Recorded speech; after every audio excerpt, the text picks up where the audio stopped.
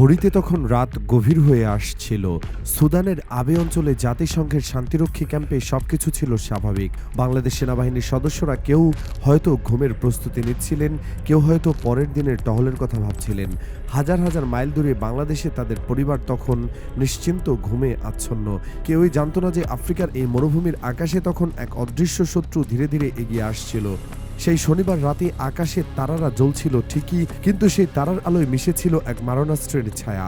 একটি ড্রোন তার লক্ষ্যের দিকে নিঃশব্দে এগিয়ে যাচ্ছিল।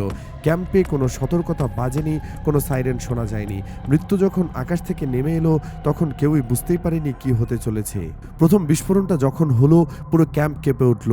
আগুনের লেলিহান শিখা আকাশ ছুঁয়ে গেল, ধোঁয়ায় সব অন্ধকার হয়ে গেল। চিৎকার, আর্তনাদ, দৌড়াদৌড়ি সব মিলেমিশে এক নরক তৈরি হলো। যারা কয়েক মুহূর্ত আগে জীবিত ছিলেন তাদের অনেকেই আর উঠে দাঁড়াতে পারলেন না।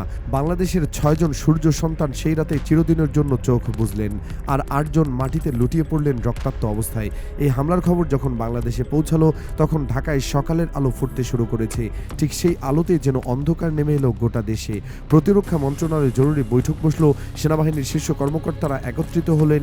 কি হয়েছে সেখানে, কারা করলো এই হামলা, কেন করলো, প্রশ্নগুলো ঘুরপাক খেতে লাগলো সবার মনে। কিন্তু সবচেয়ে কঠিন কাজটা তখনও বাকি ছিল, শহীদদের পরিবারকে খবর দেওয়া। কোনো মা জানে না যে তার ছেলে আর ফিরবে না, কোনো স্ত্রী জানে না তার স্বামী এখন সুদানের মাটিতে শায়িত, কোনো সন্তান জানে না যে বাবা তাকে প্রতিদিন অপেক্ষায় থেকে খোঁজে সেই বাবা তার দরজায় এসে দাঁড়াবে না। এই খবর পৌঁছে দেওয়ার চেয়ে কঠিন দায়িত্ব আর কি হতে পারে। ঘটনাস্থলের বিবরণ যা পাওয়া যাচ্ছে তা শুনলে গায়ে কাঁটা দেয়। হামলার পর পুরো এলাকা ছিল বিধ্বস্ত, আগুন জ্বলছিল বিভিন্ন জায়গায়, আহতরা সাহায্যের জন্য চিৎকার করছিল। অন্ধকারে কে জীবিত কে মৃত বোঝা যাচ্ছিল না। এই পরিস্থিতিতে বাংলাদেশি শান্তিরক্ষীরা নিজেরাই প্রথম উদ্ধার কাজ শুরু করলেন।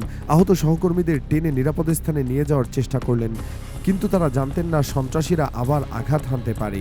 এখানেই ঘটল অপ্রত্যাশিত কিছু। হামলার খবর পেয়ে কাছাকাছি মোতায়েন পাকিস্তান সেনাবাহিনীর একটি দল দ্রুত ঘটনাস্থলে পৌঁছে গেল। তারা কোনো দ্বিধা না করে বাংলাদেশি শান্তিরক্ষীদের সাহায্যে এগিয়ে এলো। যে দুই দেশের মধ্যে ইতিহাসের গভীর ক্ষত রয়েছে, সেই দুই দেশের সেনারা সেই রাতে কাঁধে কাঁধ মিলিয়ে কাজ করলেন। আহতদের উদ্ধার করলেন, তাদের প্রাথমিক চিকিৎসা দিলেন, হেলিকপ্টার ও অ্যাম্বুলেন্সে করে নিরাপদ স্থানে পাঠালেন।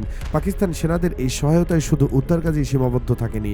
বাংলাদেশ সেনাবাহিনীর একটি ইউনিট যখন পাল্টা অভিযানে নামলো, পাকিস্তানের সেনারা তাদের সঙ্গে থাকলেন। লাইট আর্মার্ড ভেহিকল নিয়ে যৌথভাবে তারা সন্ত্রাসীদের বিরুদ্ধে অভিযান চালালেন। সংঘর্ষ শুরু হলো, গুলি বিনিময় হলো, অবশেষে ঘাঁটির নিয়ন্ত্রণ পুনরায় প্রতিষ্ঠা করা সম্ভব হলো। কিন্তু প্রশ্ন রয়ে গেল, কারা এই হামলা করলো? তাদের হাতে এই আধুনিক ড্রোন প্রযুক্তি এলো কোথা থেকে? কেন তারা জাতিসংঘ শান্তিরক্ষীদের টার্গেট করলো? সুদানের আবে অঞ্চল নিয়ে যারা জানেন তারা বলবেন এটি কোনো সাধারণ জায়গা নয়। এই অঞ্চল তেল সম্পদে ভরপুর। সুদান ও দক্ষিণ সুদান দুই দেশে এই অঞ্চলের উপর দাবি করে। 2011 সালে দক্ষিণ সুদান স্বাধীন হওয়ার পর থেকে এই বিরোধ আরও তীব্র হয়েছে। বিভিন্ন সশস্ত্র গোষ্ঠী এখানে সক্রিয়। তেলের টাকায় তারা অস্ত্র কেনে, সৈন্য ভাড়া করে। এই জটিল পরিস্থিতিতে জাতিসংঘ শান্তিরক্ষীরা স্থিতিশীলতা বজায় রাখার চেষ্টা করছিলেন। কিন্তু এই হামলা প্রমাণ করল যে সন্ত্রাসীরা এখন আর আগের মতো নেই। তারা এখন অনেক বেশি সংগঠিত। তাদের হাতে এখন আধুনিক প্রযুক্তি। ড্রোন হামলা সাধারণ বিষয় নয়। এর জন্য দরকার প্রশিক্ষণ, দরকার অর্থ, দরকার বাইরের সাহায্য। এই সন্ত্রাসীদের পেছনে কে আছে, কে তাদের এই ড্রোন দিয়েছে, এই প্রশ্নের উত্তর এখনও অজানা। জাতিসংঘ মহাসচিব অ্যান্তোনিও গুতেরেস এই হামলাকে ভয়াবহ বলে আখ্যায়িত করেছেন। তিনি বলেছেন এটি সম্ভাব্য যুদ্ধ অপরাধ। শান্তিরক্ষীদের উপর হামলা আন্তর্জাতিক আইনের স্পষ্ট লঙ্ঘন। যারা এই হামলা করেছে তাদের খুঁজে বের করে বিচারের মুখোমুখি করা হবে বলে তিনি প্রতিশ্রুতি দিয়েছেন। কিন্তু এই প্রতিশ্রুতি কতটা বাস্তবায়িত হবে সেটা সময় বলে দেবে। বাংলাদেশ সেনাবাহিনীর সর্বশেষ ব্রিফিংয়ে জানানো হয়েছে যে আবে অঞ্চলের পরিস্থিতি এখনও অস্থিতিশীল। সন্ত্রাসীদের সঙ্গে বিচ্ছিন্ন সংঘর্ষ চলছে। আহতদের মধ্যে কয়েকজনের অবস্থা এখনও আশঙ্কাজনক।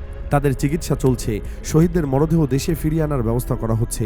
এই খবর শুনে সারা দেশে শোকের ছায়া নেমে এসেছে। এই হামলার পর একটি বিষয় সামনে এসেছে যা অনেককে অবাক করেছে। সেটা হলো পাকিস্তান সেনাদের তাৎক্ষণিক সহায়তা। বাংলাদেশ ও পাকিস্তানের মধ্যে 1971 সালের যুদ্ধের স্মৃতি এখনও তাজা। যুদ্ধ অপরাধের বিচার, ক্ষমা প্রার্থনার দাবি, এই দুই বিষয় নিয়ে দুই দেশের সম্পর্ককে জটিল করে রেখেছে। কিন্তু সুদানের সেই রাতে সেই সব রাজনৈতিক জটিলতা সামরিক পেশাদারিত্বের কাছে হার মানল। এই ঘটনা ঘটেছে এমন এক সময় যখন বাংলাদেশ ও পাকিস্তানের মধ্যে নতুন সম্পর্কের ইঙ্গিত দেখা যাচ্ছে।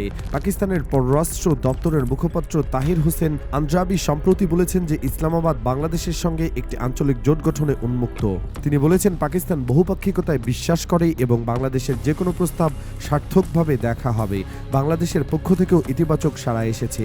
পররাষ্ট্র বিষয়ক উপদেষ্টা মোহাম্মদ তৌহিদ হোসেন বলেছেন যে ভারতকে বাদ দিয়ে পাকিস্তানের সঙ্গে একটি আঞ্চলিক জোটে যোগদান করা বাংলাদেশের পক্ষে কৌশলগতভাবেই সবচেয়ে বেশি গুরুত্বপূর্ণ।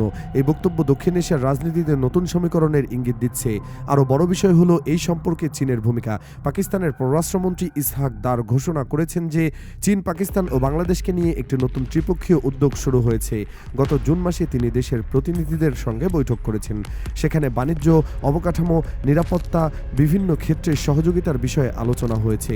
গত বছর পাকিস্তান ও বাংলাদেশ উভয়ের সঙ্গে চীনের বাণিজ্য ছিল প্রায় $23 বিলিয়ন। এই তিন দেশের এই নতুন সম্পর্ক দক্ষিণ এশিয়ার ভূরাজনীতিতে বড় পরিবর্তন আনতে পারে।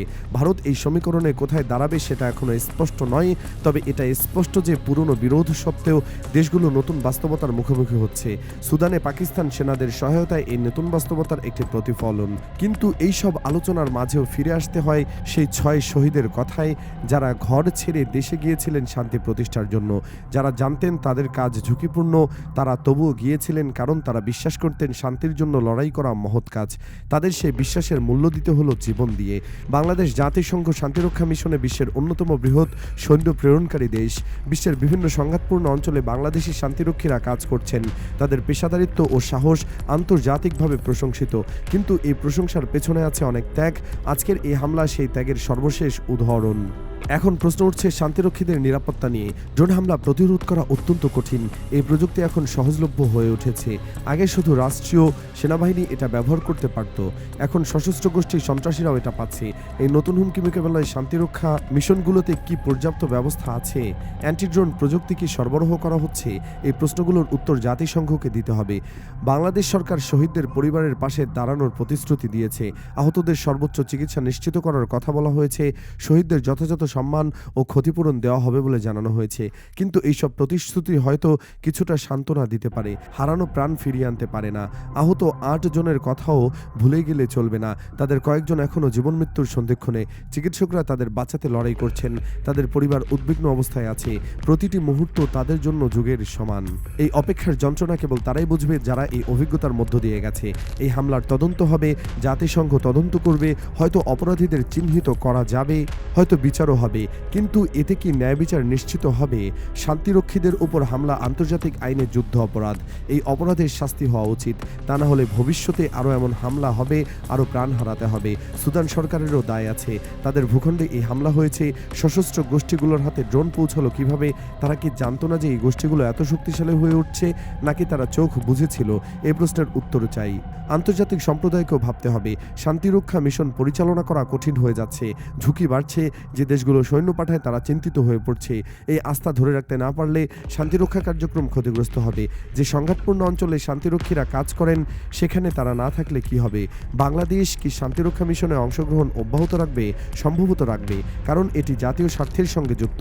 এতে দেশের ভাবমূর্তি উজ্জ্বল হয়, বৈদেশিক মুদ্রা আয় হয়, সেনাবাহিনীর পেশাদারিত্ব বাড়ে। কিন্তু নিরাপত্তা ব্যবস্থা জোরদার করার দাবি উঠবে। সেই দাবি যৌক্তিক। শেষ পর্যন্ত ফিরে আসতে হয় সেই রাতের কথায়। সুদানের আবে অঞ্চলের এই অন্ধকার রাতে কি ঘটেছিল তা পুরোপুরি জানতে হয়তো আরও সময় লাগে, কিন্তু যা জানা গেছে তাতেই স্পষ্ট ছিল এটা এক পরিকল্পিত হামলা। আধুনিক প্রযুক্তি ব্যবহার করে শান্তিরক্ষীদের ওপর ঝাঁপিয়ে পড়া হয়েছে। বাংলাদেশের 6 সন্তান তাদের জীবন দিয়েছেন। তাদের এই ত্যাগ ভুলে যাওয়া যাবে না। এই হামলা আমাদের শেখাচ্ছে শান্তির মূল্য কত বেশি। শান্তি এমনি এমনি আসে না, এর জন্য লড়াই করতে হয়, ত্যাগ স্বীকার করতে হয়। কখনো কখনো সবচেয়ে বড় ত্যাগ করতে হয়, জীবন দিতে হয়। বাংলাদেশের এই 6 সূর্য সন্তান সেই ত্যাগ করেছেন। তারা এখন ইতিহাসের অংশ। তাদের স্মৃতি আমাদের অনুপ্রেরণা হয়ে থাকবে।